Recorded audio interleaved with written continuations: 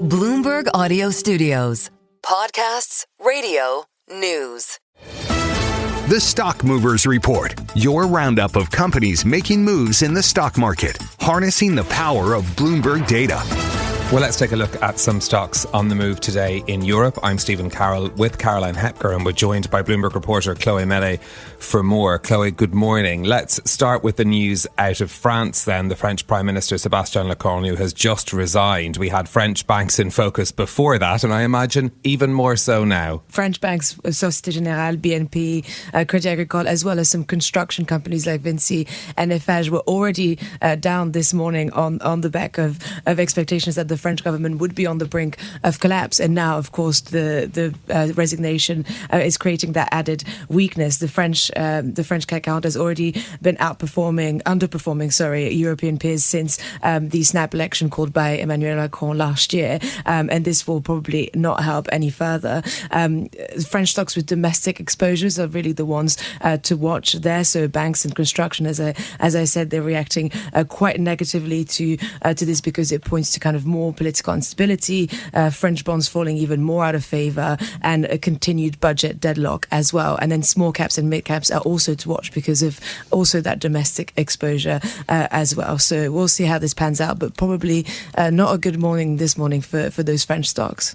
Yeah, indeed. The CAC 40 down 1.9% in the first hour of European trading. So we'll continue to think about that for French stocks then. Yes, as you say, banks and others down significantly.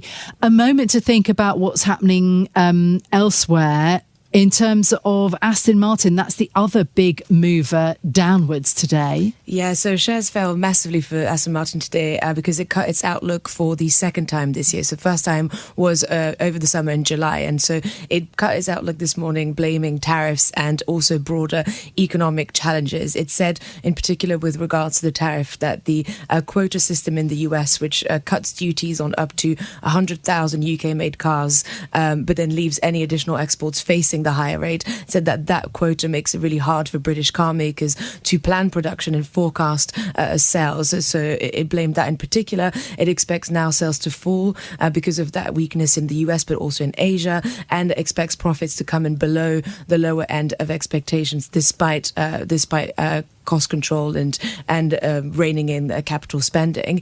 This is, of course, another blow to the car industry in the UK. We obviously have the cyber attack that is continuing to idling production for Jaguar Land Rover, and also indicates really this broader slowdown, the luxury end of that car market. You know, Porsche and Mercedes have also flagged that there is softer demand in markets like the US and China because of trade tensions kind of weighing on that consumer confidence. So that's really driving down the shares for Aston Martin this morning.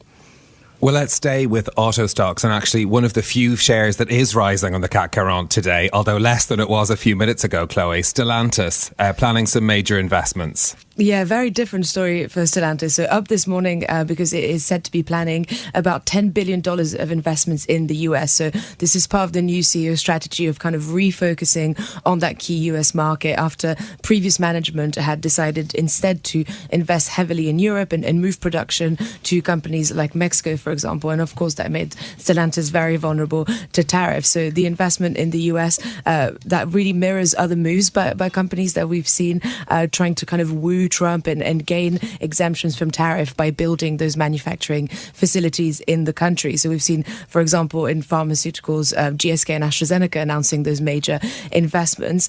And Stellantis is planning this move at the same time as it's been lobbying the administration to waive or potentially soften the 25% tariff that would affect its operations in Mexico. And so this move to kind of woo Trump has been welcomed quite warmly by the market, and the shares were up on the back of that this morning.